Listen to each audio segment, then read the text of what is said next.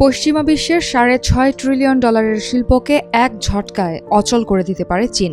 আন্তর্জাতিক জ্বালানি সংস্থা বা IEA এর সাম্প্রতিক সতর্কবার্তা কিন্তু ঠিক এমনই ইঙ্গিত দিচ্ছে। চীনের এমন অবিশ্বাস্য ক্ষমতার পেছনে রয়েছে রেয়ার আর্থ বা বিরল মৃত্তিকা। বিরল মৃত্তিকা আসলে 17টি বিশেষ ধাতুর একটি গ্রুপ। আপনি যে স্মার্টফোন ব্যবহার করছেন, যে গাড়িতে চলছেন কিংবা আকাশে যে যুদ্ধবিমান উড়ছে, সবকিছুর ভেতরেই অত্যন্ত গুরুত্বপূর্ণ উপাদান হিসেবে লুকিয়ে আছে এই বিরল খনিজ। পরিমাণে খুব সামান্য লাগলেও আধুনিক প্রযুক্তির চাকা সচল রাখতে এগুলো অপরিহার্য। আর এখানেই বাজিমাত করে বসে আছে চীন।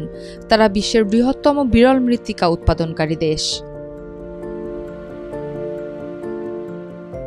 2025-এর অক্টোবরে চীন তাদের রপ্তানি নিয়ন্ত্রণ ব্যবস্থা আরও কঠোর করার ঘোষণা দিয়েছে, যেখানে যুক্ত করা হয়েছে নতুন কিছু উপাদান ও লাইসেন্সিং নিয়ম।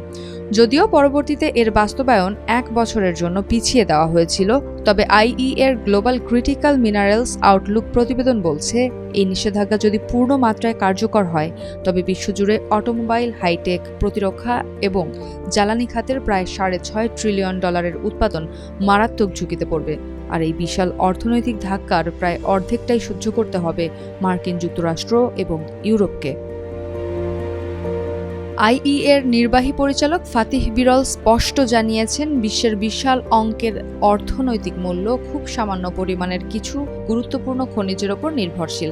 আর এই খনিজগুলো সরবরাহ চীন নির্দিষ্ট একটি দেশের নিয়ন্ত্রণে থাকায় তা অত্যন্ত ঝুঁকিপূর্ণ।